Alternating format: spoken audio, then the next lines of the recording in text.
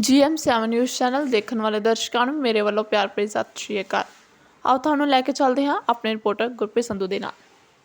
ਮਨਪ੍ਰੀਤ ਲੁਧਿਆਣਾ ਦੇ ਇੱਕ ਨਿੱਜੀ ਹੋਟਲ ਵਿੱਚ ਉਦਯੋਗਪਤੀਆਂ ਨਾਲ ਮੀਟਿੰਗ ਤੋਂ ਬਾਅਦ ਪ੍ਰੈਸ ਕਾਨਫਰੰਸ ਸੰਬੋਧਨ ਕਰ ਰਹੇ ਸਨ। ਇਸ ਮੀਟਿੰਗ ਦੌਰਾਨ ਉਦਯੋਗਪਤੀਆਂ ਨੇ ਮਨਪ੍ਰੀਤ ਸਿੰਘ ਬਾਦਲ ਸਾਹਮਣੇ ਉਹਨਾਂ ਨੂੰ ਪੇਸ਼ ਆਉਣ ਵਾਲੀਆਂ ਕਈ ਸਮੱਸਿਆਵਾਂ ਰੱਖੀਆਂ, ਜਿਸ ਨੇ ਉਹਨਾਂ ਨੇ ਸੁਣਿਆ ਅਤੇ ਆਪਣੇ ਮੰਗ ਪੱਤਰ ਸੌਂਪਣ ਲਈ ਕਿਹਾ। ਜਦਕਿ ਪੱਤਰਕਾਰਾਂ ਨਾਲ ਗੱਲਬਾਤ ਦੌਰਾਨ ਮਨਪ੍ਰੀਤ ਸਿੰਘ ਬਾਦਲ ਨੇ ਦਾਅਵਾ ਕੀਤਾ ਕਿ ਕਾਂਗਰਸ ਪਾਰਟੀ ਦੀ ਸਰਕਾਰ ਨੇ ਸੂਬੇ ਦੇ ਆਰਥਿਕ ਹਾਲਾਤਾਂ ਵਿੱਚ ਕਾਫੀ ਸੁਧਾਰ ਕੀਤਾ ਹੈ।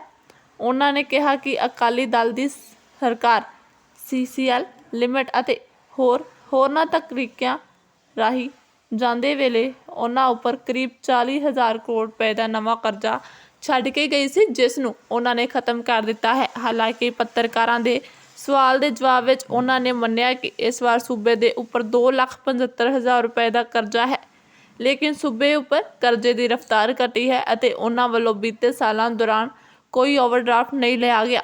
ਅਕਾਲੀ ਦਲ ਦੀ ਸਰਕਾਰ ਦੇ ਅੰਤ ਵਿੱਚ ਸੂਬੇ ਉੱਪਰ 2 ਲੱਖ ਕਰੋੜ ਰੁਪਏ ਦਾ ਕਰਜ਼ਾ ਸੀ। ਉਹਨਾਂ ਨੇ ਕਿਹਾ ਕਿ ਉਦਯੋਗਾਂ ਨੂੰ ਪੇਸ਼ ਆਉਣ ਵਾਲੀਆਂ ਸਮੱਸਿਆਵਾਂ ਵਿੱਚ, ਜਿਨ੍ਹਾਂ ਵਿੱਚ ਵੈਂਟਰੀ ਫੰਡ ਅਤੇ ਹੋਰ ਮੁੱਦੇ ਸ਼ਾਮਲ ਹਨ, ਨੂੰ ਜਲਦ ਵਿਚਾਰਿਆ ਜਾਵੇਗਾ ਅਤੇ ਹੱਲ ਕੱਢੇ ਜਾਣਗੇ। ਇਸ ਤਰ੍ਹਾਂ ਦਾ ਇੱਕ ਡਿਪਾਰਟਮੈਂਟ ਹੋਵੇ, ਬਾਕੀ ਦੇ ਸਾਰੇ ਡਿਪਾਰਟਮੈਂਟ ਉਹਨਾਂ ਦੇ ਨਾਲ ਕੋਆਰਡੀਨੇਟ ਕਰਨ ਤੇ ਸਾਡੇ ਨਾਲ ਇੱਕੋ ਹੀ ਡਿਪਾਰਟਮੈਂਟ ਡੀਲ ਕਰੇ। ਇਹਨੂੰ ਸਿੰਗਲ ਖਾਸ ਤੌਰ ਤੇ ਉਹ ਇੰਡਸਟਰੀਅਲਿਸਟਾਂ ਤੇ ਜਿਨ੍ਹਾਂ ਦਾ ਪੇਮੈਂਟ ਦਾ ਰਿਕਾਰਡ ਠੀਕ ਹੈਗਾ, ਜਿਨ੍ਹਾਂ ਦੇ ਸਾਡੇ ਤੇ ਇੰਡਸਟਰੀ ਦੇ ਉੱਤੇ ਵੱਖਰੇ ਮਹਿਕਮੇ ਬਹੁਤ ਸਾਰੇ ਡਿਪਾਰਟਮੈਂਟ, ਜਿਵੇਂ ਕੁਝ ਨਾਮ ਵੀ ਲੇਗਾ ਮੈਂ ਸਾਰੇ। ਇੱਕ ਸਟੀਲ ਪ੍ਰਾਈਸਿਸ ਦਾ ਸਟੇਟ ਦਾ ਮੈਟਰ ਨਹੀਂ ਹੈ। ਸਟੀਲ ਪ੍ਰਾਈਸਿਸ ਸਾਡਾ ਉਹਨੂੰ 12% ਵਿਆਜ ਸਾਨੂੰ ਦਿੱਤਾ ਜਾਵੇ, ਕਿਉਂਕਿ ਅਸੀਂ ਬੈਂਕ ਤੋਂ ਵੱਧ ਰੇਟ ਦੇ ਕ੍ਰਾਈਸਿਸ ਨਿਕਲ ਰਹੀ ਹੈ। ਐਡਵਾਂਸ ਕੰਜ਼ੰਪਸ਼ਨ ਡਿਪੋਜ਼ਿਟ ਪਹਿਲਾਂ ਹੀ ਦਿੱਤਾ ਹੋਇਆ ਹੈ, ਜੇ ਲੈਣਾ ਸਰ। ਇੱਕ ਅੱਜਕੱਲ GST ਦੀ ਗੱਲ ਹੁਣੇ recently Punjab state power corporation limited ਨੇ ਸਾਹਿਬ ਤੇ ਜਿਹਦੇ ਵਿੱਚ ਜ਼ਿਆਦਾ ਬਿੱਲ ਹੋਏਗਾ, ਜਿਹੜੇ 2 ਸਾਲਾਂ ਚ ਐਵਰੇਜ ਆਏਗੀ, ਉਹਦਾ 1.5 ਜਿਹੜਾ ਰॉ ਮਟੀਰੀਅਲ ਤੇ GST 18% ਹੈ, ਬਲੌਕ ਹੋ ਜਾਂਦਾ ਹੈ। ਇਹਨੂੰ ਪੈਰਿਟੀ ਲੈਵਲ ਦੀ ਲੋੜ ਹੈ ਤਾਂ ਕਿ ਰਿਫੰਡ ਇੱਕ ਵੀ ਦਿਨ ਓਵਰਡਰਾਫਟ ਨਹੀਂ ਹੈ। ਕਿਤੇ ਸੈਲਰੀਜ਼ ਲੇਟ ਨਹੀਂ ਹੋਈਆਂ, ਕਿਤੇ ਪੈਨਸ਼ਨਸ ਲੇਟ ਨਹੀਂ ਹੋਈਆਂ, ਕਿਤੇ ਡੈਟ ਸਰਵਿਸਿਜ਼ ਲੇਟ ਨਹੀਂ ਹੋਈ, ਕਿਤੇ ਬਿਜਲੀ ਬੋਰਡ ਨੂੰ ਸਬਸਿਡੀ ਲੇਟ ਨਹੀਂ ਕੀਤੀ। ਔਰ ਤੁਸੀਂ ਇਹ ਵੀ ਹੈਰਾਨ ਰਹਿ ਜਾਓਗੇ ਕਿ ਹਰ ਕੁਆਟਰ ਦੇ ਵਿੱਚ ਪੰਜਾਬ ਸਰਕਾਰ 100-200 ਕਰੋੜ ਰੁਪਇਆ, 300 ਕਰੋੜ ਰੁਪਇਆ ਅਸੀਂ ਰਿਜ਼ਰਵ ਬੈਂਕ, ਜਿਹਨੂੰ ਅਸੀਂ ਸਿੰਕਿੰਗ ਫੰਡ ਕਹਿੰਦੇ ਹਾਂ ਆਪਣੇ ਡਿਪਾਰਟਮੈਂਟ, ਅਸੀਂ ਸਿੰਕਿੰਗ ਫੰਡ ਦੇ ਵਿੱਚ ਪੈਸੇ ਪਾਉਣ ਲੱਗ ਗਏ। ਪੰਜਾਬ ਸਰਕਾਰ ਨੇ ਦੇਣੇ ਨਹੀਂ। ਰਿਜ਼ਰਵ ਬੈਂਕ ਕੋਲੇ ਸਾਡਾ ਤਕਰੀਬਨ 2000 ਕਰੋੜ ਦਾ ਸਿੰਕਿੰਗ ਫੰਡ ਪਿਆ, ਜਦੋਂ ਮਰਜ਼ੀ ਨੂੰ ਐਕਟਿਵ ਕਰ ਸਕਦੇ। ਦੋਸਤੋ, ਇਹ ਮਤ ਸਮਝਣਾ ਕਿ ਇਹ ਮੇਰੀ ਵਜ੍ਹਾ ਨਾਲ ਹੋਇਆ। ਕੰਡੇ ਚੁੱਕ ਕੇ ਲਿਆਉਂਦੇ ਤੇ ਕੰਡਿਆਂ ਨਾਲ ਫਿਰ ਕਾਗਜ਼ ਲੱਤੀ ਹੁੰਦੀ ਸੀ ਗਵਰਨਮੈਂਟ ਪੰਜਾਬ। ਔਰ ਇਹੀ ਕਾਂਗਰਸ ਪਾਰਟੀ ਹੈ ਜਿਹਨੇ ਕਿ ਕੰਡਿਆਂ ਤੋਂ ਚੱਕ ਕੇ ਮੁਲਕ ਨੂੰ ਐਟਮੀ ਤਾਕਤ ਬਣਾਇਆ। ਤੇ ਕਾਂਗਰਸ ਪਾਰਟੀ ਦੀ ਕੋਸ਼ਿਸ਼ ਤੇ ਕਾਂਗਰਸ TAU ਬਣਿਆ, ਭਾਖੜਾ ਡੈਮ ਬਣਿਆ, TGI ਬਣਿਆ, ਚੰਡੀਗੜ੍ਹ ਸ਼ਹਿਰ ਬਣਿਆ। ਕਿਤੇ ਚੰਡੀਗੜ੍ਹ ਸ਼ਹਿਰ ਤੋਂ ਕੋਈ ਇੱਟ ਪੱਟ ਲਿਆ ਜੇ, ਉਹਦੇ ਤੇ ਕਾਂਗਰਸ ਪਾਰਟੀ ਦਾ ਹਵਾਲਾ ਦਿੱਤਾ। TGI ਤੋਂ all India institute of medical sciences, IIT ਬਣੀਆਂ, ਸਟੀਲ ਪਲਾਂਟ ਬਣੇ, ਨਹਿਰਾਂ ਨਿਕਲੀਆਂ, ਸੜਕਾਂ ਨਿਕਲੀਆਂ। 8 ਯੂਨੀਵਰਸਿਟੀਆਂ ਹੁੰਦੀਆਂ ਸੀ ਹਿੰਦੁਸਤਾਨ ਦੀਆਂ, ਅੱਜ 1000 ਯੂਨੀਵਰਸਿਟੀਆਂ ਕਾਂਗਰਸ ਦੀ ਕੋਸ਼ਿਸ਼। ਮੇਰਾ ਜਦੋਂ ਬਚਪਨ ਸੀ ਬਿਜਲੀ ਨਹੀਂ ਹੁੰਦੀ ਸੀ, ਅੱਜ 12 ਲੱਖ ਪਿੰਡਾਂ 'ਚ ਬਿਜਲੀ ਆਈ ਹੈ ਕਾਂਗਰਸ ਪਾਰਟੀ ਦੀ। ਮੈਂ ਜਦੋਂ ਮੇਰਾ ਬਚਪਨ ਸੀ, ਸਾਡੇ ਘਰਾਂ 'ਚ ਤੁਸੀਂ ਵੀ ਜਾਣਦੇ ਸਰ, ਤੁਸੀਂ ਲੀਗਲ ਡਾਕੂਮੈਂਟ ਕਿਹਾ, ਤੁਸੀਂ ਸਾਰਾ ਕੁਝ ਕਿਹਾ। ਮੈਂ ਉਸ ਗੱਲ ਦਾ ਜਵਾਬ ਦੇਣ ਲੱਗਿਆ ਸੀਗਾ ਵੀ ਰੈਗੂਲਰਾਈਜੇਸ਼ਨ ਪਾਲਿਸੀ ਤੁਹਾਡੀ ਮਰਜ਼ੀ ਨਾਲ ਬਣੀ, ਪਰ ਕਿਆ ਤੁਸੀਂ ਉਹਨੂੰ ਲਾਗੂ ਕਰਿਆ? ਆਏ ਹੀ ਨਹੀਂ ਅੱਗੇ। ਸਰ, ਉਹ ਅਸੀਂ ਫਿਰ ਵੀ ਖੁੱਲੇ ਹਾਂ। ਸਰ, ਫਿਰ ਉਹ ਹੱਲ ਕਰਨ ਸਰ ਅਸੀਂ ਉਹੀ ਬੇਨਤੀ ਕਰਨਾ ਚਾਹੁੰਦੇ ਹਾਂ ਨਾਂਬਾ ਸਾਹਿਬ ਫਿਰ ਹੱਲ ਕਿ ਕਰਨ ਇਹ ਜਿਹੜਾ ਆਪਣਾ ਇਲੈਕਸ਼ਨ ਮੈਨੀਫੈਸਟੋ ਹੈ ਇਹ ਇਕੱਲਾ ਇਲੀਗਲ ਕਾਲਨੀਜ਼ ਲਈ ਨਹੀਂ, ਇਹਦੇ ਨਾਲ 10 ਸਾਡੇ ਹੋਰ ਮਸਲੇ ਨੇ। ਨਵੀਂ ਲਾਇਸੈਂਸਿੰਗ ਨੂੰ ਸੌਖਾ ਕਰਨਾ, ਸਾਰੇ ਸੈਕਟਰ ਨੂੰ ਖੜਾ ਕਰਨਾ, ਉਹ ਵੀ ਇਹਦੇ ਬਹੁਤ ਸਾਰੇ ਪਾਰਟ ਨੇ। ਇਹ ਇੱਕ ਵਨ ਆਫ ਦਾ ਇਸ਼ੂ ਹੈ, ਬਹੁਤ ਵੱਡੇ ਐਸਪੈਕਟਸ ਨੇ। ਅਸੀਂ ਇਹਦੇ ਚ ਇਸੇ ਕਰਕੇ ਸਭ ਤੋਂ ਵੱਡੀ ਡਿਮਾਂਡ ਇਹ ਰੱਖੀ ਸੀ ਕਿ ਇੱਕ ਬੋਰਡ ਬਣਾ ਦਿਓ ਜਿਹਦੇ ਵਿੱਚ ਰੈਗੂਲਰ ਮੀਟਿੰਗਾਂ ਸਾਰੀਆਂ ਆਪਾਂ ਸਾਹਿਬ ਕਹਿ ਰਹੇ ਤੁਹਾਡੀ ਸਪੈਸ਼ਲ ਮੀਟਿੰਗ ਉੱਥੇ ਬੁਲਾ ਲਾਵਾ ਲੈਂਦੇ ਸਾਹਿਬ ਤੁਹਾਡੀ ਥੈਂਕ ਯੂ ਲਾਵਾ ਸਾਹਿਬ। ਹਰੀਸ਼ ਦੁਆ ਜੀ ਪਲੀਜ਼। ਮੈਂ ਅਗਲੇ 10 ਦਿਨਾਂ ਦੇ ਵਿੱਚ ਜਿੱਥੇ ਚਾਹੇ ਉਹ ਅੰਮ੍ਰਿਤਸਰ ਹੈ, ਲੁਧਿਆਣਾ, ਜਲੰਧਰ, ਮੋਹਾਲੀ, ਬਠਿੰਡਾ, ਮੈਂ ਤਕਰੀਬਨ ਸਾਰੇ ਸੈਂਟਰਸ ਦੇ ਵਿੱਚ ਜਾ ਕੇ ਜੋ ਟੈਕਸ ਪੇਅਰਸ ਦੇ ਮਸਲੇ ਮਸਾਇਲ ਹੈ, ਜੋ ਉਹਨਾਂ ਦੀਆਂ ਮੁਸ਼ਕਿਲਾਂ ਹੈ, ਕੋਈ ਉਹਨਾਂ ਦੇ ਖਦਸ਼ੇ ਹੈ, ਉਹ 3-4 ਕਿਸਮ ਦੇ ਹੈ। ਇੱਕ ਤਾਂ ਖਦਸ਼ੇ ਹੈ ਜਿਹੜਾ ਕਿ ਅੱਜ ਤੋਂ 4-4.5 ਸਾਲ ਪਹਿਲਾਂ ਜਿਹੜਾ ਵੈਟ ਦਾ ਨਿਜ਼ਾਮ ਸੀ, ਵੈਟ ਦਾ ਨਿਜ਼ਾਮ ਖਤਮ ਹੋ ਗਿਆ, ਫਿਰ GST ਦਾ ਨਿਜ਼ਾਮ ਸ਼ੁਰੂ ਹੋ ਗਿਆ, ਪਰ ਤਕਰੀਬਨ 50,000 ਬੰਦੇ ਦੀ ਵੈਟ ਅਸੈਸਮੈਂਟ ਜਿਹੜੀਆਂ ਹੈ ਉਹ ਅਜੇ ਵੀ ਪੰਜਾਬ ਸਰਕਾਰ ਦੀ ਟੈਕਸ ਪ੍ਰਣਾਲੀ ਦੇ ਵਿੱਚ ਫਸੀਆਂ ਹੋਈਆਂ। ਤਾਂ ਇੱਕ ਤਾਂ ਉਹ ਮਸਲਾ ਜਿਹੜਾ ਹੈ ਬੜਾ ਵੱਡਾ ਉੱਭਰ ਕੇ ਆ ਰਿਹਾ ਕਿ ਟੈਕਸ ਪੇਅਰ ਨੂੰ ਅਜੇ ਵੀ ਟੈਕਸ ਮਹਿਕਮੇ ਦੇ ਦਫ਼ਤਰਾਂ 'ਚ ਪੇਸ਼ ਹੋਣਾ ਪੈਂਦਾ ਹੈ, ਔਰ ਮੈਨੂੰ ਇਹ ਵੀ ਖਬਰ ਮਿਲੀ ਹੈ ਕਿ ਉੱਥੇ ਉਹਨਾਂ ਦੀ ਹਰੈਸਮੈਂਟ ਹੁੰਦੀ ਹੈ।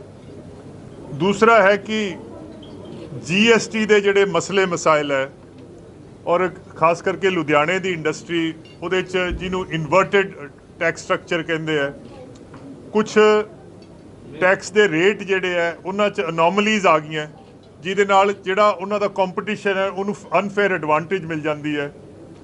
ਟੈਕਸ ਦੀ ਇੰਟਰਪ੍ਰੀਟੇਸ਼ਨ ਕੀ ਹੈ, ਕੋਈ ਉਹਨਾਂ ਨੂੰ ਸਮਝ ਨਹੀਂ ਆ ਰਹੀ ਕਿ ਇਹ ਟੈਕਸ ਕੀ ਕਹਿ ਰਿਹਾ ਹੈ, ਉਹ ਟੈਕਸ ਦੀ ਇੰਟਰਪ੍ਰੀਟੇਸ਼ਨ ਕਿਵੇਂ ਹੋਵੇ। GST ਦਾ ਜਿਹੜਾ ਨਿਜ਼ਾਮ ਹੈ ਟੈਕਸ ਰੇਟ ਦੇ ਵਿੱਚ ਰੈਸ਼ਨਲਾਈਜੇਸ਼ਨ ਲੈ ਕੇ ਆਈਏ। ਔਰ ਤੀਸਰਾ ਹੈ ਕਿ ਟੈਕਸ ਡਿਪਾਰਟਮੈਂਟ ਦੇ ਵਿੱਚ ਜਿਹੜਾ ਵੀ ਟੈਕਸ ਪੇਅਰ ਹੈ ਉਹਨੂੰ ਕਿਸੇ ETO ਦੇ ਸਾਹਮਣੇ, ਕਿਸੇ ਇੰਸਪੈਕਟਰ ਦੇ ਸਾਹਮਣੇ ਪੇਸ਼ ਨਾ ਹੋਣਾ ਪਵੇ, ਫੇਸਲੈਸ ਹੋ ਜਾਏ। ਜਿੰਨੀ ਟੈਕਸੇਸ਼ਨ ਦੇ ਵਿੱਚ ਟੈਕਸ ਡਿਪਾਰਟਮੈਂਟ ਦਾ ਬਿਲਕੁਲ ਰੋਲ ਜਿਹੜਾ ਹੈ ਉਹ ਫੇਸਲੈਸ ਹੋ ਜਾਏ। ਮਤਲਬ ਕਿ ਜਿਹੜਾ ਲੁਧਿਆਣੇ ਦਾ ਵਾਰਡ ਹੈ, ਲੁਧਿਆਣੇ ਦਾ ਵਾਰਡ ਜਿਹੜਾ ਅਸੈਸੀ ਹੈ ਉਹਨੂੰ ਇਹ ਨਹੀਂ ਪਤਾ ਮੇਰਾ ਟੈਕਸ ਕੌਣ ਅਸੈਸ ਕਰ ਰਿਹਾ, ਉਹ ਮਲੋਟ ਜਾ ਕੇ ਹੋ ਰਿਹਾ, ਅਬੋਹਰ ਜਾ ਕੇ ਜਾ ਰਿਹਾ, ਅਬੋਹਰ ਵਾਲੇ ਦਾ ਸੰਗਰੂਰ ਹੋ ਰਿਹਾ, ਤਾਂ ਕਿ ਕਿਸੇ ਬੰਦੇ ਨੂੰ ਟੈਕਸ ਦਫ਼ਤਰ ਨਾ ਜਾਣਾ ਪਵੇ। ਮੋਬਾਈਲ ਵਿੰਗ ਜਿਹੜੇ ਹੈ ਸਟੇਟ ਦੇ, ਉਹਨਾਂ ਦੀ ਜਿਹੜੀ ਹਰੈਸਮੈਂਟ ਹੈ ਉਹ ਖਤਮ ਹੋਵੇ, ਔਰ ਜਿਹੜਾ ਟੈਕਸ ਕਲੈਕਸ਼ਨ ਹੈ ਉਹ ਡੇਟਾ ਐਨਾਲਿਟਿਕਸ ਨਾਲ, ਉਹ ਡੇਟਾ ਇੰਟੈਲੀਜੈਂਸ ਦੇ ਨਾਲ ਇਕੱਠਾ ਹੋਵੇ। ਸੋ ਇਹ ਸਾਰੀਆਂ ਮੁਸ਼ਕਿਲਾਂ, ਇਸ ਤੋਂ ਇਲਾਵਾ ਟੈਕਸ ਤੋਂ ਇਲਾਵਾ ਜਿਹੜੀ ਇੰਡਸਟਰੀ ਦੀ ਹੋਰ ਮੁਸ਼ਕਿਲ ਹੈ, ਚਾਹੇ ਉਹ ਬਿਜਲੀ ਬੋਰਡ ਦੇ ਇਤਬਾਰ ਨਾਲ ਹੈ, ਉਹ ਕੋਈ ਇਨਹਾਂਸਮੈਂਟ ਦੇ ਇਹਨਾਂ ਦੇ ਕੇਸ ਹੈ ਉਹਨਾਂ ਦੇ ਇਤਬਾਰ ਨਾਲ ਹੈ, ਜਾਂ ਕੋਈ ਇੱਥੋਂ ਦਾ ਲੁਧਿਆਣੇ ਦੇ ਫੋਕਲ ਪੁਆਇੰਟ ਹੈ ਉਹਨਾਂ ਦੇ ਇਨਫਰਾਸਟ੍ਰਕਚਰ ਦੀ ਗੱਲ ਹੈ, ਕੁਝ ਲੋਕਲ ਗਵਰਨਮੈਂਟ ਦੇ ਤੇ ਜਿਹੜੇ ਸਾਡਾ ਅਰਬਨ ਅਫੇਅਰ ਉਹਨਾਂ ਦੇ ਬਾਈਲਾਜ਼ ਦੀ ਗੱਲ ਹੈ। ਉਹ ਸਾਰੀਆਂ ਮੈਂ ਪਿਛਲੇ 2-2.5 ਘੰਟਿਆਂ 'ਚ, ਔਰ ਮੇਰੇ ਨਾਲ ਇੰਡਸਟਰੀਜ਼ ਮਿਨਿਸਟਰ ਗੁਰਕੀਰਤ ਸਿੰਘ ਕੋਟਲੀ ਸਾਹਿਬ, ਉਹ ਵੀ ਅਸੀਂ ਇਕੱਠੇ ਸੀ, ਸਾਰੇ MLA ਵਗੈਰਾ ਸੀ, ਆਸ਼ੂ ਜੀ, ਇਹ ਸਾਰੀਆਂ ਮੈਂ ਚੀਜ਼ਾਂ ਸਮਝ ਲਈਆਂ। ਔਰ ਅਗਲੀ ਕੈਬਨਿਟ ਮੀਟਿੰਗ ਦੇ ਵਿੱਚ ਇਹ ਸਾਰੇ ਮਸਲੇ ਜਿਹੜੇ ਹੈ, ਜਿਹਨੂੰ ਪੰਜਾਬੀ 'ਚ ਕਹਿੰਦੇ ਹੈ ਕੱਪੜ ਛਾਨ, ਥ੍ਰੈਡਬੇਅਰ, ਦਿਸ ਵਿਲ ਬੀ ਡਿਸਕਸ ਥ੍ਰੈਡਬੇਅਰ। ਔਰ ਦੀਵਾਲੀ ਤੋਂ ਪਹਿਲਾਂ ਇਹ ਸਾਰੇ ਮਸਲਿਆਂ ਦਾ ਕੋਈ ਨਾ ਕੋਈ ਮੁਸਤਕਿਲ ਹੱਲ, ਪਰਮਾਨੈਂਟ ਹੱਲ ਜਿਹੜਾ ਹੈ, ਇਹ ਸਰਦਾਰ ਚਰਨਜੀਤ ਸਿੰਘ ਚੰਨੀ ਸਾਹਿਬ ਦੀ ਸਰਕਾਰ 'ਚ ਅਸੀਂ ਕਰਨ ਜਾ ਰਹੇ ਹਾਂ।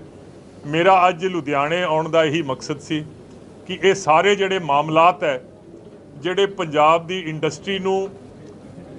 ਇੰਡਸਟਰੀ ਤੇਜ਼ੀ ਨਾਲ ਵੱਧ ਸਕੇ, ਕਾਰੋਬਾਰ ਦਾ ਪਹੀਆ ਤੇਜ਼ੀ ਨਾਲ ਚੱਲ ਸਕੇ, ਕਾਰਖਾਨੇ ਦੀਆਂ ਉਦਾਸ ਚਿਮਨੀਆਂ 'ਚ ਇੱਕ ਵਾਰੀ ਧੂੰਆਂ ਫੇਰ ਨਿਕਲ ਸਕੇ, ਔਰ ਜਿਹੜੀਆਂ ਬਹਾਰਾਂ ਪੰਜਾਬ ਤੋਂ ਰੁੱਸ ਕੇ ਚਲੀਆਂ ਗਈਆਂ ਸੀ ਉਹ ਬਹਾਰਾਂ ਪੰਜਾਬ ਦੇ ਵਿੱਚ ਇੱਕ ਵਾਰੀ ਫੇਰ ਲੌਟ ਕੇ ਆਉਣ। ਅੱਜ ਮੈਂ ਉਸ ਮਕਸਦ ਨਾਲ ਅੱਜ ਮੈਂ ਲੁਧਿਆਣਾ ਸ਼ਹਿਰ ਆਇਆ ਸੀ। ਸ਼ੁਰੂਆਤ ਲੁਧਿਆਣੇ ਤੋਂ ਹੈ, ਔਰ ਅਗਲੇ ਹਫਤੇ ਦੇ ਵਿੱਚ ਸਾਰੇ ਪੰਜਾਬ ਦੇ ਮੇਜਰ ਇੰਡਸਟਰੀਅਲ ਤੇ ਟ੍ਰੇਡਿੰਗ ਸੈਂਟਰਸ ਦੇ ਵਿੱਚ ਜਾ ਕੇ, ਔਰ ਦੀਵਾਲੀ ਤੋਂ ਪਹਿਲਾਂ ਚਾਹੇ ਉਹ OTS ਦੀ ਸ਼ਕਲ ਦੇ ਵਿੱਚ, ਜਾਂ ਕਿਸੇ ਕੰਸੈਸ਼ਨ ਦੀ ਸ਼ਕਲ ਦੇ ਵਿੱਚ, ਜਾਂ ਇੰਟਰਪ੍ਰੀਟੇਸ਼ਨ ਦੀ ਸ਼ਕਲ ਦੇ ਵਿੱਚ, ਤਾਂ ਕਿ ਇੰਡਸਟਰੀਜ਼ ਜਿਹੜਾ ਪੰਜਾਬ ਦੀ ਇੰਡਸਟਰੀ ਹੈ, ਸਨਅਤਕਾਰ ਹੈ, ਕਾਰੋਬਾਰੀ ਵਪਾਰੀ ਹੈ। ਔਰ ਮੈਂ ਸਮਝਦਾ ਕਿ ਜੇ ਵਪਾਰ ਹੈ ਤਾਂ ਸਰਕਾਰ ਹੈ। ਜੇ ਪੰਜਾਬ ਦਾ ਦਿਲ ਧੜਕਦਾ ਹੈ, ਚਾਹੇ ਉਹ ਇੰਪਲੋਇਮੈਂਟ ਦੇ ਇਤਬਾਰ ਨਾਲ ਕਹਿ ਦਈਏ ਜਾਂ ਉਹ ਟੈਕਸ ਰੈਵਨਿਊਜ਼, ਤਾਂ ਉਹਦੀ ਮੇਜਰ ਕੰਟਰੀਬਿਊਸ਼ਨ ਜਿਹੜੀ ਇੰਡਸਟਰੀ ਦੀ ਹੈ। ਔਰ ਜਿਹਨੂੰ ਅੰਗਰੇਜ਼ੀ 'ਚ ਕਹਿੰਦੇ ਆ ਈਜ਼ ਆਫ ਡੂਇੰਗ ਬਿਜ਼ਨਸ, ਇਹ ਜਿੰਨੀ ਅਸੀਂ ਈਜ਼ ਆਫ ਡੂਇੰਗ ਬਿਜ਼ਨਸ ਬਿਹਤਰ ਤੋਂ ਬਿਹਤਰ ਬਣਾ ਸਕਾਂਗੇ, ਇਸ ਮਕਸਦ ਨਾਲ ਤੇ ਇਸ ਉਦੇਸ਼ ਨਾਲ ਅੱਜ ਤੁਹਾਡੇ ਸ਼ਹਿਰ ਆਏ ਸੀ। ਲੁਧਿਆਣੇ ਦੀ ਜਿੰਨੀ ਵੀ ਪ੍ਰੈਸ ਕੋਰ ਤੁਸੀਂ ਹਾਜ਼ਰ ਹੋ, ਤੁਹਾਡਾ ਬਹੁਤ ਬਹੁਤ ਧੰਨਵਾਦ ਕਿ ਤੁਸੀਂ ਜ਼ਹਿਮਤ ਕੀਤੀ, ਤੁਸੀਂ ਖੇਚਲ ਕੀਤੀ ਅੱਜ ਇਸ ਪ੍ਰੈਸ ਬਰੀਫਿੰਗ 'ਚ ਆਉਣ ਦੀ। ਜੇ ਕੋਈ ਟੈਕਸ ਡਿਪਾਰਟਮੈਂਟ ਜਾਂ ਇੰਡਸਟਰੀਜ਼ ਡਿਪਾਰਟਮੈਂਟ ਦੇ ਇਤਬਾਰ ਨਾਲ ਕੋਈ ਤੁਹਾਡਾ ਸਵਾਲ ਹੈ ਤਾਂ I will be very happy to answer. Also ਜਿਸ ਤਰ੍ਹਾਂ ਤੁਸੀਂ ਕਿਹਾ ਵੀ ਪੰਜਾਬ ਨੂੰ ਅੱਜ ਬਹੁਤ ਵੱਡੀ ਤੁਸੀਂ ਕਰਜ਼ ਮੁਕਤ ਕਰ ਦਿੱਤਾ ਔਰ ਪੰਜਾਬ ਦੇ ਹਰ ਜਿਹੜਾ ਨਾਗਰਿਕ ਹੈ ਉਹਨੂੰ ਅੱਜ ਬਹੁਤ ਜਿੰਨਾ ਕਿ ਫਿਕਰ ਸੀਗਾ ਹੁਣ ਤੁਸੀਂ ਬੇਫਿਕਰ ਕਰਤਾ ਵੀ ਪੰਜਾਬ ਅੱਜ ਕਰਜ਼ ਮੁਕਤ ਹੋ ਗਿਆ ਤਾਂ ਕਿ 40,000 ਕਰੋੜ ਰੁਪਏ ਦਾ ਕਰਜ਼ਾ ਤੁਸੀਂ ਕਿਹਾ ਬਹੁਤ ਵੱਡੀ ਤੁਸੀਂ ਖਬਰ ਦਿੱਤੀ ਹੈ ਔਰ ਸਾਰੇ ਖੁਸ਼ ਵੀ ਹੋਣਗੇ ਪੂਰੇ ਪੰਜਾਬੀ। ਕੀ ਇਹ 40,000 ਕਰੋੜ ਰੁਪਏ ਹੁਣੇ ਤੁਸੀਂ ਕਿਸ ਤਰੀਕੇ ਨਾਲ ਕੀਤਾ, ਇਹਦਾ ਕ੍ਰੈਡਿਟ ਜਿਹੜਾ ਹੈ ਤੁਹਾਡੀ ਕੈਪਟਨ ਸਰਕਾਰ ਨੂੰ ਜਾਂਦਾ ਔਰ ਕਿੰਨੇ ਸਾਲਾਂ ਜਾਂਦਾ? ਕਿਉਂਕਿ ਵਿਰੋਧੀ 10 ਸਾਲ ਪਿੱਛੇ ਰਹੇ ਨੇ, ਉਹ ਹਮੇਸ਼ਾ ਤੁਸੀਂ ਕਿਹਾ ਵੀ ਵਿਰੋਧੀਆਂ ਨੇ ਸਾਨੂੰ ਕਰਜ਼ ਦੇ ਦਿੱਤਾ। ਸਰ ਇਸ ਤਰ੍ਹਾਂ ਹੈ, 40,000 ਕਰੋੜ ਚ ਆਇਆ ਔਰ ਤੁਸੀਂ 4.5 ਸਾਲਾਂ ਚ ਕਿਸ ਤਰੀਕੇ ਨਾਲ 40,000 ਕਰੋੜ ਨੂੰ ਮੈਨੇਜ ਕਰਕੇ ਹੁਣ ਤੁਸੀਂ ਕਹਿੰਦੇ ਇੰਨਾ ਪੈ, ਇਹਦਾ ਕ੍ਰੈਡਿਟ ਕਿਹਨੂੰ ਨਾਲ ਦੇਣਾ? ਸਰ ਇਸ ਤਰ੍ਹਾਂ ਹੈਗਾ ਕਿ ਜਿਹੜਾ ਬੰਦਾ ਲੁਧਿਆਣੇ ਬੱਸ ਅੱਡੇ ਤੇ ਕੇਲਿਆਂ ਦੀ ਰੇਹੜੀ ਵੀ ਲਾਉਂਦਾ, ਉਹਨੂੰ ਵੀ ਆਪਣਾ ਘਰ ਚਲਾਉਣਾ ਆਉਂਦਾ ਹੈ, ਕਿਉਂਕਿ ਉਹਨੇ ਰਾਤ ਨੂੰ ਆਪਣੇ ਬੱਚਿਆਂ ਵਾਸਤੇ ਰੋਟੀ ਲੈ ਕੇ ਜਾਣੀ ਹੁੰਦੀ ਹੈ। ਔਰ ਜੇ ਤੁਹਾਡੇ ਸਿਰ ਕਰਜ਼ਾ ਹੋਵੇ ਤਾਂ ਦੋ ਹੀ ਗੱਲਾਂ ਹੋ ਸਕਦੀਆਂ ਕਿ ਤੁਸੀਂ ਆਪਣੀ ਜਾਂ ਤਾਂ ਆਮਦਨ ਵਧਾ ਲਓ ਤੇ ਜਾਂ ਖਰਚੇ ਘਟਾ ਲਓ। ਹੋਰ ਇਹਦੇ 'ਚ ਕੋਈ ਮੰਤਰ ਤਾਂ ਹੈ ਨਹੀਂ। ਅਸੀਂ ਪਿਛਲੇ ਪੌਣੇ 5 ਸਾਲਾਂ 'ਚ ਪੰਜਾਬ ਸਰਕਾਰ ਨੇ ਅਸੀਂ ਆਪਣੇ ਆਮਦਨ ਵਧਾਈ ਹੈ ਔਰ ਅਸੀਂ ਖਰਚੇ ਘੱਟ ਕੀਤੇ ਹੈ। ਔਰ ਜਿਹੜੀਆਂ ਮੈਂ ਗੱਲਾਂ ਕਹਿ ਰਿਹਾ ਇਹ ਮੈਂ ਕਿਸੇ ਸਿਆਸੀ ਸ਼ੋਖਾਬਾਜ਼ੀ ਨਾਲ ਨਹੀਂ ਕਹਿ ਰਿਹਾ, ਕਿਉਂਕਿ ਇਹ ਤਾਂ ਜਿਹੜੇ ਪੰਜਾਬ ਸਟੇਟ ਦੇ ਅਕਾਊਂਟਸ ਹੁੰਦੇ ਆ, ਇਹ ਆਡੀਟਰ ਜਨਰਲ ਆਡਿਟ ਕਰਦਾ ਹੈ, ਹਰ ਕੁਆਟਰ ਦੇ ਵਿੱਚ ਆਡਿਟ ਹੁੰਦੇ ਆ, ਇਹ ਪਬਲਿਕ ਡਾਕੂਮੈਂਟਸ ਹੁੰਦੇ ਆ। ਅਸੀਂ ਆਪਣੇ ਪਿਛਲੇ 5 ਸਾਲਾਂ 'ਚ ਜਿਹੜੇ ਸਾਡੇ ਰੈਵਨਿਊਜ਼ ਹੈ, ਜਿਹਨੂੰ ਅਸੀਂ ਆਮਦਨ ਕਹਿੰਦੇ ਆ, ਇਹ ਅਸੀਂ ਦੁੱਗਣੀ ਕਰ ਲਈ। ਔਰ ਅਸੀਂ ਜਿਹੜੇ ਖਰਚੇ ਹੈ, ਅਸੀਂ ਆਪਣੇ ਖਰਚਿਆਂ ਨੂੰ ਦੁੱਗਣਾ ਹੋਣ ਤੋਂ ਲਗਾਮ ਦਿੱਤੀ ਹੋਈ ਹੈ। ਇਸ ਵਜ੍ਹਾ ਨਾਲ ਅਸੀਂ ਪੰਜਾਬ ਆਪਣੇ ਪੈਰਾਂ ਸਿਰ ਖੜਾ ਹੋ ਗਿਆ। ਸਾਡੀਆਂ ਸੇਵਿੰਗਸ ਆਉਣ ਲੱਗ ਗਈਆਂ। ਅਸੀਂ ਪੇ ਕਮਿਸ਼ਨ ਜਿਹੜੀ ਹੈ ਉਹਨੂੰ ਇੰਪਲੀਮੈਂਟ ਕਰਤਾ ਹੈ। ਅਸੀਂ ਕਿਉਂਕਿ ਤੁਸੀਂ ਇੱਕ ਜ਼ਰੂਰ ਇਸ ਗੱਲ ਨੂੰ ਅਪਰੀਸ਼ੀਏਟ ਕਰੋਗੇ ਔਰ ਤੁਸੀਂ ਕਬੀਲਦਾਰ ਬੰਦੇ ਹੋ। ਮੇਰੀ ਆਮਦਨ ਤੇ ਮੇਰਾ ਖਰਚਾ ਕਿੰਨਾ ਹੈ, ਇਹਦੇ 'ਚ ਮੈਨੂੰ ਬੈਲੈਂਸ ਤਾਂ ਬਣਾਉਣਾ ਹੀ ਪਏਗਾ। ਅਸੀਂ ਉਹ ਬੈਲੈਂਸ ਬਣਾ ਕੇ ਰੱਖਿਆ ਹੋਇਆ ਆਮਦਨ ਤੇ ਖਰਚੇ ਦਾ। ਦੂਸਰਾ ਹੈ ਕਿ ਇੱਕ ਬੈਲੈਂਸ ਇਹ ਵੀ ਬਣਾਉਣਾ ਪੈਣਾ ਹੈ ਕਿ ਮੈਂ ਜਿਹੜੀ ਮੇਰੀ ਆਮਦਨ ਹੈ, ਉਸ ਆਮਦਨ ਦਾ ਮੈਂ ਕਰਨਾ ਕੀ ਹੈ। ਇੱਕ ਪਾਸੇ ਤਾਂ ਮੈਂ ਸਟੇਟ ਦੀ ਡਿਵੈਲਪਮੈਂਟ ਕਰਾਉਣੀ ਹੈ। ਡਿਵੈਲਪਮੈਂਟ ਦਾ ਮਤਲਬ ਹੈ ਸੜਕਾਂ, ਬਿਜਲੀ ਘਰ, ਨਹਿਰਾਂ, ਸਕੂਲ, ਹਸਪਤਾਲ, ਗਲੀ ਨਾਲੀ, ਟੂਟੀ ਖੰਭਾ, ਜਿਹਨੂੰ ਅਸੀਂ ਕੈਪੀਟਲ ਐਕਸਪੈਂਡੀਚਰ ਕਹਿੰਦੇ ਹਾਂ। ਪਰ ਮੈਨੂੰ ਇਸ ਗੱਲ ਦਾ ਵੀ ਅਹਿਸਾਸ ਹੈ ਕਿ ਇੱਕ ਪੰਜਾਬ ਦੇ ਵਿੱਚ ਐਸਾ ਤਬਕਾ ਵੀ ਹੈ ਜਿਹੜਾ ਸੁਬਾਹ ਉੱਠਦਾ ਔਰ ਇਹ ਖੂਹ ਪੱਟਣ ਲੱਗ ਜਾਂਦਾ, ਔਰ ਜਦੋਂ ਸ਼ਾਮ ਹੁੰਦੀ ਹੈ, ਜੇ ਖੂਹ ਪੱਟਿਆ ਗਿਆ ਤਾਂ ਉਸ ਖੂਹ 'ਚੋਂ ਉਹਨੇ ਪਾਣੀ ਪੀਣਾ। ਜੇ ਖੂਹ ਨਾ ਪੱਟਿਆ ਗਿਆ ਤਾਂ ਉਹ ਤੋਂ ਪਾਣੀ ਨਹੀਂ ਪੀਤਾ ਜਾਣਾ, ਉਹ ਪਿਆਸੇ ਪੇਟ ਉਹ ਸੋਏਗਾ, ਜਿਹਨੂੰ ਲੋਕ ਭਲਾਈ ਦੇ ਕੰਮ ਕਹਿੰਦੇ ਆ। ਔਰ ਇਹ ਜਿਸ ਸਰਕਾਰ 'ਚ ਅਸੀਂ ਕੰਮ ਕਰ ਰਹੇ ਹਾਂ, ਅਸੀਂ ਮਸਲਨ ਬੁਢਾਪਾ ਪੈਨਸ਼ਨ, ਸ਼ਗਨ ਸਕੀਮ, ਫ੍ਰੀ ਜਿਹੜੇ ਬੱਸ ਟਰੈਵਲ, ਇਸ ਤੋਂ ਇਲਾਵਾ ਆ ਜਿਹੜੇ ਬਿਜਲੀ ਦੇ ਬਿੱਲ ਮਾਫ ਕੀਤੇ, ਹੋਰ ਕੰਸੈਸ਼ਨ ਦਿੱਤੀ, ਇਹਦਾ ਵੀ ਇੱਕ ਬੈਲੈਂਸ ਬਣਾਉਣਾ ਪੈਣਾ। ਔਰ ਉਸੇ ਸਵਾਲ ਦਾ ਜਵਾਬ ਹੈ ਕਿ ਪੰਜਾਬ ਦੇ ਕੁਝ ਸ਼ਾਰਟ ਟਰਮ ਗੋਲਸ ਹੈ, ਪਰ ਸਾਡੇ ਲੌਂਗ ਟਰਮ ਗੋਲਸ ਵੀ ਹੈ। ਪੰਜਾਬ ਨੇ ਅੱਜ ਤੋਂ 10 ਸਾਲ 20 ਸਾਲ 30 ਸਾਲ ਉਹਦਾ ਵੀ ਬੈਲੈਂਸ।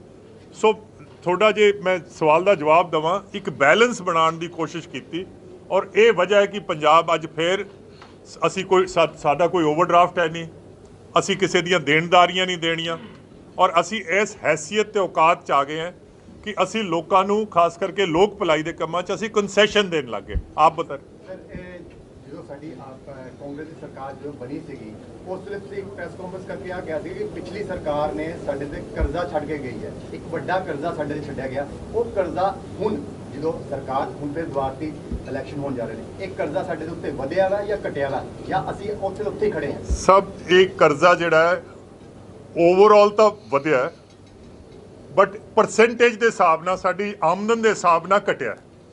ਮੈਂ ਤੁਹਾਨੂੰ ਇੱਕ ਐਗਜ਼ਾਮਪਲ ਦਿੰਦਾ ਹੈ ਕਿ ਮੇਰੇ ਘਰੇ ਜਿਹੜਾ ਆਦਮੀ ਮੇਰਾ ਰੋਟੀ ਪਕਾਉਂਦਾ ਹੈ ਜਾਂ ਮੇਰੀ ਸੇਵਾ ਕਰਦਾ ਹੈ, ਉਸ ਬੰਦੇ ਨੂੰ ਤਾਂ ਜੇ 50,000 ਰੁਪਏ ਦਾ ਉਹਦੇ ਤੇ ਕਰਜ਼ਾ ਹੋਵੇ ਤਾਂ ਉਹਨੂੰ ਬਹੁਤ ਵੱਡੀ ਰਕਮ ਲੱਗੇਗੀ, ਪਰ ਜੇ ਮਨਪ੍ਰੀਤ ਦੇ ਉੱਤੇ ਲੱਖ ਰੁਪਇਆ ਵੀ ਕਰਜ਼ਾ ਹੈ ਮੇਰੇ ਆਪ ਦੇ ਉੱਤੇ, ਕਿਉਂਕਿ ਮੈਂ ਜ਼ਮੀਨਾਂ ਵਾਲਾ ਆਦਮੀ ਹੈ, ਤਾਂ ਮੈਨੂੰ ਉਹ ਘੱਟ ਲੱਗੇਗਾ। ਸੋ ਜਿਹੜਾ ਪੰਜਾਬ ਦਾ ਕਰਜ਼ਾ ਜਿਹੜਾ ਹੈ ਓਵਰਆਲ ਪੰਜਾਬ ਦੀ ਆਮਦਨ ਨਾਲ ਤਾਂ ਉਹਦੀ ਪਰਸੈਂਟੇਜ ਥੱਲੇ ਗਈ ਹੈ, ਬਟ ਰਕਮ ਜਿਹੜੀ ਹੈ ਉਹ ਤਾਂ ਵਧੀ ਹੈ। Sir, what is the total amount involved in that? What is the total involved in that? 2,75,000 crore ਕਰਜ਼ਾ ਹੈ ਪੰਜਾਬ ਦਾ, ਜਿਹਦੇ ਵਿੱਚੋਂ 40,000 ਤਾਂ ਸਾਨੂੰ ਯਕਮੁਸ਼ਤ ਪਹਿਲੇ ਦਿਨ ਹੀ ਟੱਕਰ ਗਿਆ ਸੀ। ਮਨਪ੍ਰੀਤ ਜੀ ਬੈਲੈਂਸ ਬਣਾਉਣ ਲਈ ਛੱਡ ਕੇ ਕਿੰਨਾ ਗਏ ਸੀ ਜੀ ਕਰਜ਼ਾ ਉਹ? 2 ਲੱਖ ਦੇ ਤਕਰੀਬਨ ਕਰੋੜ ਛੱਡ ਕੇ ਗਏ ਸੀ, ਔਰ 40,000 ਇਹ ਜਿਹੜਾ ਸਾਨੂੰ ਐਡੀਸ਼ਨਲ ਸਾਨੂੰ ਮਿਲ ਗਿਆ। ਸਰ ਜਿਹੜੀ ਆਪਾਂ ਫੈਸਿਲਿਟੀ ਦੇ ਇਹ ਕਿਹੜੀ ਤਰੀਕ ਤੱਕ ਇਹ ਅਮਾਉਂਟ ਹੈ ਜੀ? ਸਭ ਇਹ ਆਡਿਟਡ ਰਿਜ਼ਲਟਸ ਹੈ, ਤੁਹਾਨੂੰ ਕਿਸੇ ਵੀ ਪਬਲਿਕ ਡਾਕੂਮੈਂਟ ਚੋਂ ਮਿਲ ਜਾਣਗੇ। ਸਰ ਇੱਕ ਬਾਰ ਕਰ ਲੈ। ਸਰ ਆਪਣਾ ਜੋ ਤੁਸੀਂ ਬੈਲੈਂਸ ਬਣਾਉਣ ਦੀ ਗੱਲ ਕਰ ਰਹੇ ਹੋ, ਇਹਦੇ 'ਚ ਆਪਣੀ ਆਮਦਨ ਵਧੀ ਹੈ ਕਿ ਆਪਾਂ ਖਰਚਾ ਘਟਾਇਆ ਜੀ? ਕਿੱਦਾਂ ਬੈਲੈਂਸ? ਸਰ ਆਮਦਨ ਦੁੱਗਣੀ ਕਰ ਲਈ ਹੈ। ਆਮਦਨ ਦੇਖੋ, ਖਰਚੇ ਵੀ ਤਾਂ ਵਧੇ ਪਰ ਖਰਚੇ ਦੁੱਗਣੇ ਨਹੀਂ ਵਧੇ।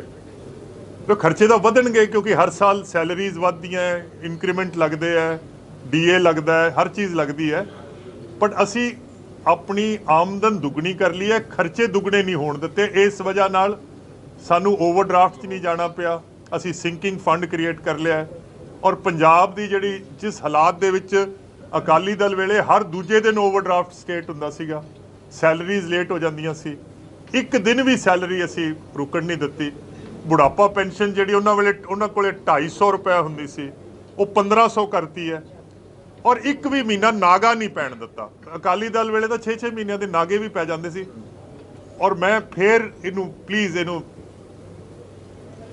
ਮਨਪ੍ਰੀਤ ਦੀ ਵਜ੍ਹਾ ਨਾਲ ਨਹੀਂ ਹੋਇਆ। ਸਰ ਜਿਹੜੀ ਇਹ ਪਰਮਾਤਮਾ ਨੇ ਕੋਈ ਖਾਸ ਪੰਜਾਬ ਦੇ ਸਿਰ ਤੇ ਹੱਥ ਰੱਖਿਆ ਹੋਇਆ, ਇਹ ਪਤਾ ਨਹੀਂ ਅਸੀਂ ਮੈਨੇਜ ਕਰ ਲਿਆ।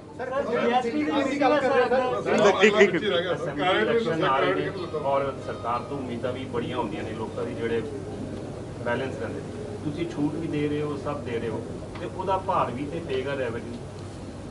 ਸਭ ਉਸ ਹੈਸੀਅਤ ਦੇ ਵਿੱਚ ਆ ਗਏ हैं ਕਿ ਅਸੀਂ ਇਹ ਅਫੋਰਡ ਕਰ ਸਕਦੇ। ਜੇ ਹੈਸੀਅਤ ਜਦੋਂ ਨਹੀਂ ਸੀ, ਉਹ ਕਿਸੇ ਵੇਲੇ ਸੀਗਾ ਵੀ ਟਕੇ ਦਾ ਹੱਥ ਹੀ ਨਹੀਂ ਖਰੀਦਿਆ ਗਿਆ, ਫਿਰ ਲੱਖ ਦਾ ਖਰੀਦ ਲਿਆ। ਸੋ ਅੱਜ ਅਸੀਂ ਉਸ ਹੈਸੀਅਤ 'ਚ ਆ ਗਏ हैं।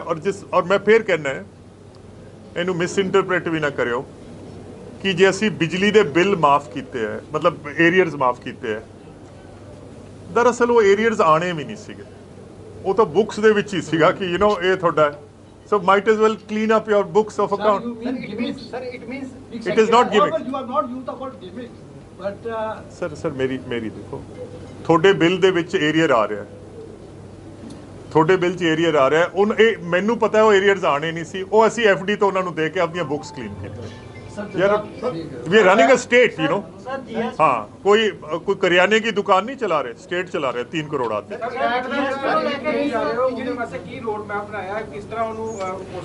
सब ਅਸੀਂ ਸਰ ਮੈਂ ਜੇ ਮੇਰੇ ਰੱਬ ਨੂੰ ਮਨਜ਼ੂਰ ਹੋਇਆ ਤਾਂ 7 ਦਿਨਾਂ ਦੇ ਵਿੱਚ ਜਿਹੜੇ ਤਕਰੀਬਨ 50,000 ਟੈਕਸ ਪੇਅਰ ਅਸੈਸਿਸ ਹੈਗੇ, ਔਰ ਜਿਹੜੇ ਵੈਟ, ਕਿਉਂਕਿ ਦੇਖੋ ਗੱਲ ਇਹ ਹੈ ਕਿ 50,000 ਬੰਦਾ ਤੁਹਾਡੇ ਸਰਕਾਰੀ ਦਫ਼ਤਰਾਂ ਦੇ ਚੱਕਰ ਕੱਟ ਰਿਹਾ, ਔਰ ਉਹਨਾਂ ਤੋਂ ਪੈਸੇ ਲੈਣੇ ਤੁਸੀਂ 350 ਕਰੋੜ, 40,000 ਬੰਦੇ ਤੋਂ ਤੁਸੀਂ 50 ਕਰੋੜ ਰੁਪਏ ਲੈਣਾ। ਇਹ ਹੁਣ ਤੁਸੀਂ ਦੱਸੋ, ਜੇ ਤੁਸੀਂ ਵੀ ਟੈਕਸ ਮਿਨਿਸਟਰ ਹੁੰਦੇ, ਤੁਸੀਂ ਇਹਦਾ ਕੀ 50 ਕਰੋੜ ਪਿੱਛੇ 40,000 ਬੰਦਾ, ਔਰ ਤੁਹਾਡੀ ਇੱਕ ਫੌਜ ਬੈਠੀ ਹੈ ਜਿਹੜੀ ਉਹਨਾਂ ਨੂੰ ਰੋਜ਼ ਡੀਲ ਕਰ ਰਹੀ ਹੈ, ਉਹ ਫੌਜ ਨੂੰ ਉੱਥੋਂ ਪਰੇ ਕਰਕੇ ਕਿਸੇ ਹੋਰ ਕੰਮ ਚਲਾਓ ਤਾਂ ਕਿ ਟੈਕਸ ਵਧੇ। ਹੁੰਦਾ ਕਿ ਜਿੱਥੇ ਤੱਕ ਨੌਲੇਜ ਆਏਗੀ ਸਾਨੂੰ ਕਿ 5 ਸਾਲ ਤੋਂ ਬਾਅਦ ਮਤਲਬ ਕਿ ਇਹ ਕਿਤਾਬਾਂ ਬੁੱਕਸ ਵਗੈरह ਮੇਨਟੇਨ ਕਰਨ ਦੀ ਲੋੜ ਨਹੀਂ ਪੈਂਦੀ, ਪਰ ਇਹ ਤਾਂ ਹੁਣ 2014 पिछले काफी लंबे समय तो कई को तो रिकॉर्ड ही नहीं है।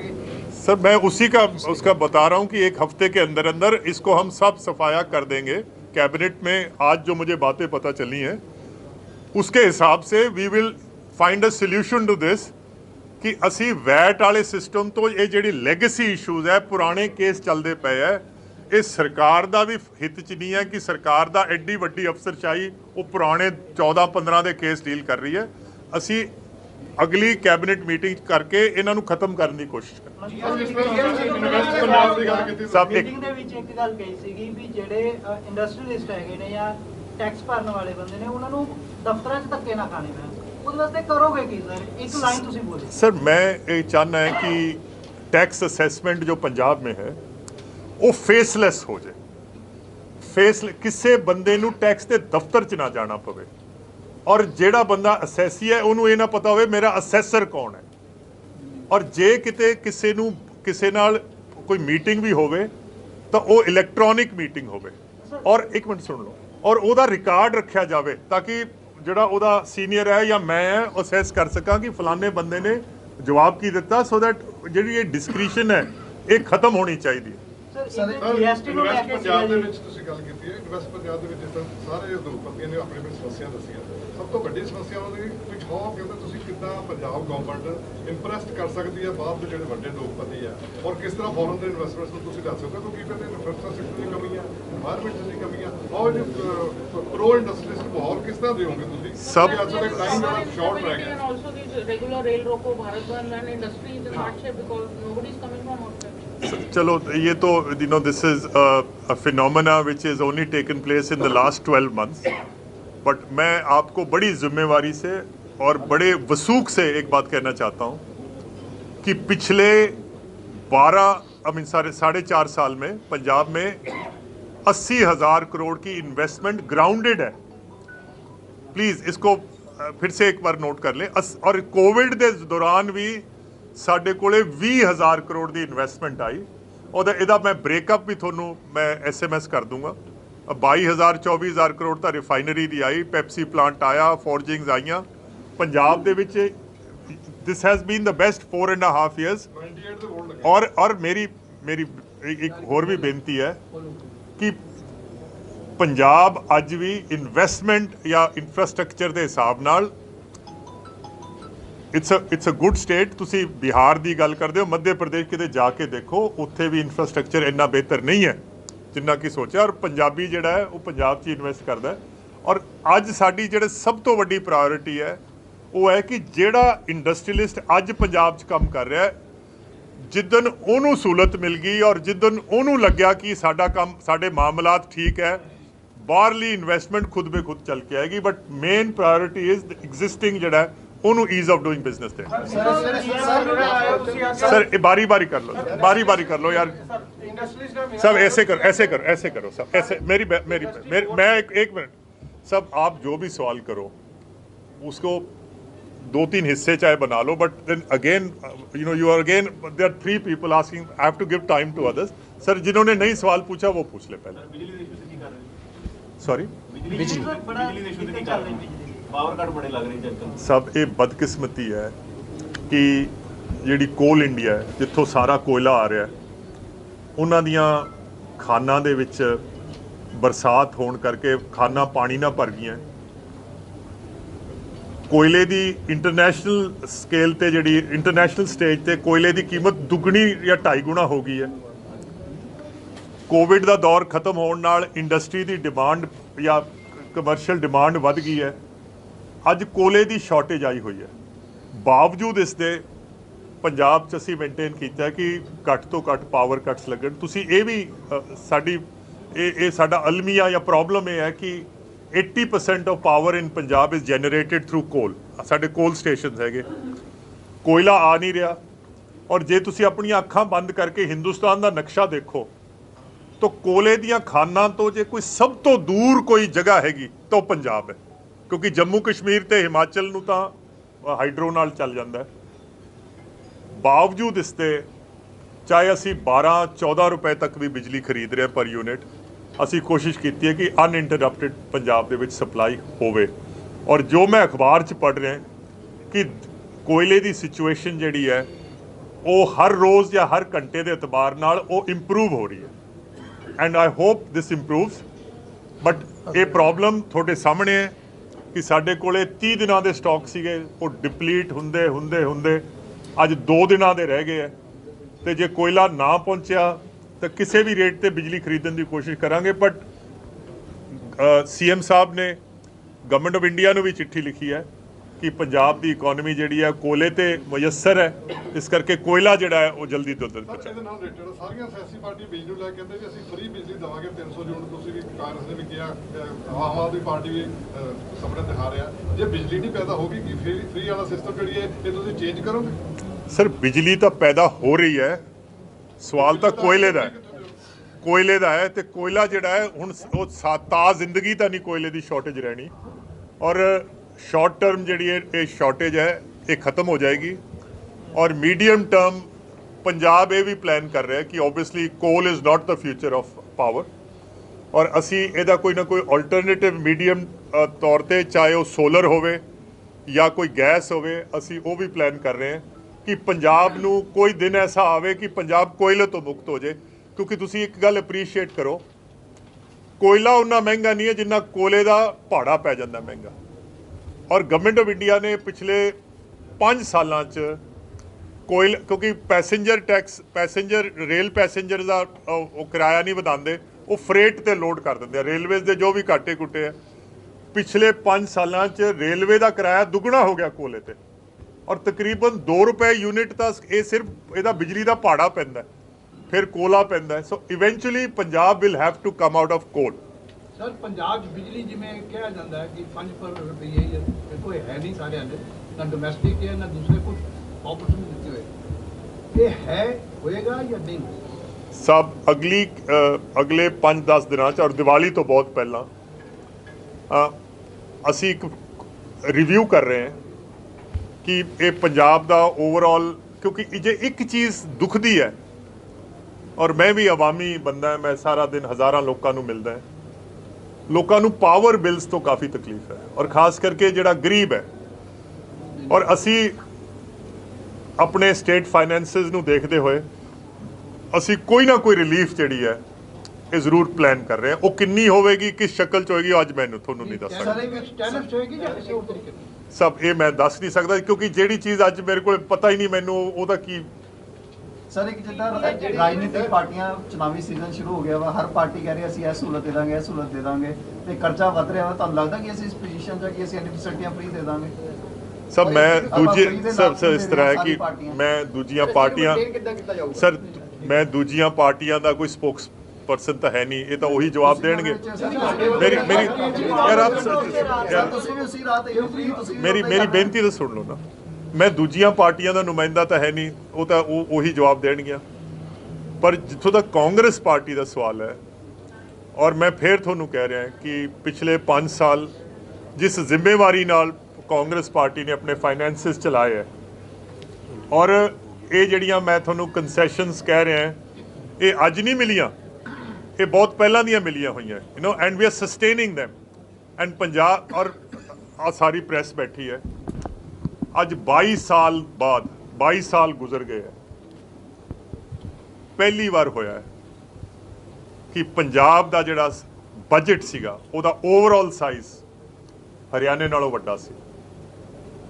ਪਹਿਲੀ ਵਾਰ ਹੋਇਆ ਕਿ ਪੰਜਾਬ ਦਾ ਕੈਪੀਟਲ ਐਕਸਪੈਂਡੀਚਰ, ਹਰਿਆਣੇ ਦਾ ਕੈਪੀਟਲ ਐਕਸਪੈਂਡੀਚਰ ਇਸ ਸਾਲ 8000 ਕਰੋੜ ਸੀ, ਪੰਜਾਬ ਦਾ 14000 ਕਰੋੜ। ਪੰਜਾਬ ਦਾ ਰੈਵਨਿਊ ਡੈਫਿਸਿਟ ਤੇ ਫਿਸਕਲ ਡੈਫਿਸਿਟ ਇਹ ਹਰਿਆਣੇ ਨਾਲੋਂ ਘੱਟ ਹੈ। ਇਸ ਤੋਂ ਵੱਡੀ ਮੈਂ ਤੁਹਾਨੂੰ ਕੀ ਸਰਟੀਫਿਕੇਟ ਦੇ ਸਕਦਾ ਕਿ ਅਸੀਂ ਜ਼ਿੰਮੇਵਾਰੀ ਨਾਲ ਇਹ ਸਰਕਾਰ ਚਲਾਈ ਹੈ, ਔਰ ਜੇ ਕੋਈ ਅੱਗੇ ਤੋਂ ਵੀ ਕੰਸੈਸ਼ਨਸ ਦੇਵਾਂਗੇ ਉਨੇ ਹੀ ਪੈਰ ਅਸੀਂ ਆਪਣੇ ਫੈਲਾਵਾਂਗੇ ਜਿੰਨੀ ਸਾਡੇ ਕੋਲੇ ਚਾਦਰ ਹੈ। ਚਾਦਰ ਤੋਂ ਬਾਹਰ ਪੈਰ ਨਹੀਂ ਨਿਕਲਦੇ। ਸਭ ਬੋਲੋ। ਜਿਹੜੀ ਅਗਲੀ ਟਰਮ ਸ਼ੁਰੂ ਹੋਣੀ ਹੈ ਉਸ ਤੋਂ ਪਹਿਲਾਂ ਕੀ ਅਸੀਂ 2,70,000 ਕਰੋੜ ਦਾ ਜਿਹੜਾ ਕਰਜ਼ਾ ਹੈ ਉਸ ਤੋਂ ਅਸੀਂ ਮੁਕਤ ਹੋ ਜਾਾਂਗੇ, ਜਾਂ ਅਗਲੇ ਟਰਮ 'ਚ ਇਹੀ ਕਰਜ਼ਾ ਆਪਾਂ ਅੱਗੇ ਲੈ ਕੇ ਜਾ ਰਹੇ ਹਾਂ? ਸਭ ਦੇਖੋ, ਇਹ ਤਾਂ ਕਿਉਂਕਿ ਹੋ ਸਕਦਾ ਤੁਹਾਨੂੰ ਫਾਈਨੈਂਸ ਦੇ ਵਿੱਚ ਦਿਲਚਸਪੀ ਨਾ ਹੋਵੇ। 2,70,000 ਕਰੋੜ ਦਾ ਕਰਜ਼ਾ ਯਕਮੁਸ਼ਤ ਨਹੀਂ ਖਤਮ ਹੁੰਦਾ, ਔਰ ਕਰਜ਼ਾ ਅਸੀਂ ਕਿੰਨਾ ਲੈ ਸਕਦੇ ਹਾਂ ਇਹ ਵੀ ਸਾਡੇ ਤੇ ਨਹੀਂ, ਕਿ ਅਸੀਂ ਕਰਜ਼ਾ ਕਿੰਨਾ ਲੈਣਾ ਹੈ। ਇਹ ਗਵਰਨਮੈਂਟ ਆਫ ਇੰਡੀਆ ਜਾਂ ਰਿਜ਼ਰਵ ਬੈਂਕ ਆਫ ਇੰਡੀਆ ਜਾਂ ਫਾਈਨੈਂਸ ਕਮਿਸ਼ਨ ਉਹ ਮੁਕਰਰ ਕਰਦੀ ਹੈ ਕਿ ਪੰਜਾਬ ਉਨਾ ਹੀ ਕਰਜ਼ਾ ਲੈ ਸਕਦਾ ਜਿੰਨਾ ਉਹ ਸਰਵਿਸ ਕਰ ਸਕਦਾ, ਇਸ ਤੋਂ ਜ਼ਿਆਦਾ ਨਹੀਂ ਲੈ ਸਕਦੇ। ਹਾਲਾਂਕਿ ਇਸ ਸਾਲ ਕਿਉਂਕਿ ਕੋਵਿਡ ਦੀ ਵਜ੍ਹਾ ਨਾਲ ਗਵਰਨਮੈਂਟ ਆਫ ਇੰਡੀਆ ਨੇ ਕਰਜ਼ਾ ਲੈਣ ਤੇ ਕੁਝ 1.5-2% GDP ਦਾ ਰਿਲੈਕਸੇਸ਼ਨ ਦਿੱਤੀ ਸੀ। ਅਸੀਂ ਕਰਜ਼ਾ ਹੋਰ ਪਰ ਮੈਂ ਉਹ ਰਿਲੈਕਸੇਸ਼ਨ ਅਵੇਲ ਨਹੀਂ ਕਰ ਰਿਹਾ, ਸਾਡਾ ਕੰਮ ਚੱਲ ਰਿਹਾ। ਇੰਡਸਟਰੀਅਲ ਮਹਿਕਮੇ ਨਾਲ ਸਰ ਅੱਜ ਕੋਈ ਵੀ ਚੇਅਰਮੈਨ ਨਹੀਂ ਆਇਆ ਜੀ ਆਪਣਾ। ਅੱਜ ਇੰਡਸਟਰੀਅਲ ਮਹਿਕਮੇ ਨਾਲ ਰਿਲੇਟਡ ਕੋਈ ਵੀ ਚੇਅਰਮੈਨ ਨਹੀਂ ਆਇਆ, ਨਾ PSIC ਨਾ ਸਮਾਲ ਇੰਡਸਟਰੀਅਲ ਡਿਵੈਲਪਮੈਂਟ। ਯਾਰ ਜਦੋਂ ਇਹ ਹਾਥੀ ਦੇ ਪੈਰ ਸਾਰਾ ਕੁਝ ਗਵਰਨਮੈਂਟ ਹੀ ਆ ਗਈ, ਗਵਰਨਮੈਂਟ ਆ ਗਈ, ਗਵਰਨਮੈਂਟ ਆ ਗਈ, ਗਵਰਨਮੈਂਟ ਹੀ ਆ ਗਈ ਸਰ।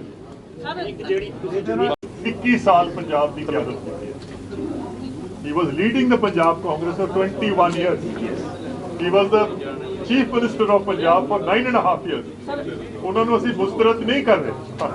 सर प्रेसिडेंट कांग्रेस बनेगा कि उन्हें कितना ही कख नहीं, Congress state Congress president said repeatedly said उन्हें कितना ही कख नहीं। ਸਭ ਇਸ ਤਰ੍ਹਾਂ ਹੈ ਕਿ ਇੱਕ ਟਾਈਮ ਆਉਂਦਾ ਹੈ ਜਦੋਂ ਜਿਹੜੀ ਪੁਰਾਣੀ ਪੀੜ੍ਹੀ ਹੁੰਦੀ ਹੈ ਉਹਨਾਂ ਨੂੰ ਨਵੀਂ ਨਸਲ ਵਾਸਤੇ ਰਸਤਾ ਛੱਡਣਾ ਪੈਂਦਾ ਹੈ।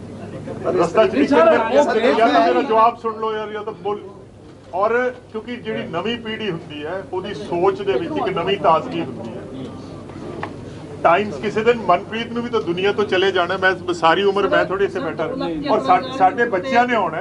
ਹੁਣ ਟਾਈਮ ਸੀ ਕੈਪਟਨ ਸਾਹਿਬ ਦੀ ਰੁਖਸਤੀ ਦਾ ਔਰ ਇੱਕ ਨਵੀਂ ਜਨਰੇਸ਼ਨ ਜਿਹੜੀ ਹੈ, ਕੈਪਟਨ ਸਾਹਿਬ ਤੇ ਚੰਨੀ ਸਾਹਿਬ ਦੀ ਉਮਰ 'ਚ 20 ਸਾਲ ਦਾ ਫਰਕ ਹੈ।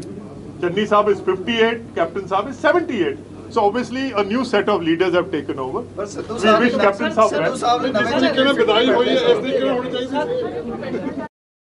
Please like, subscribe and share this channel GM7 News.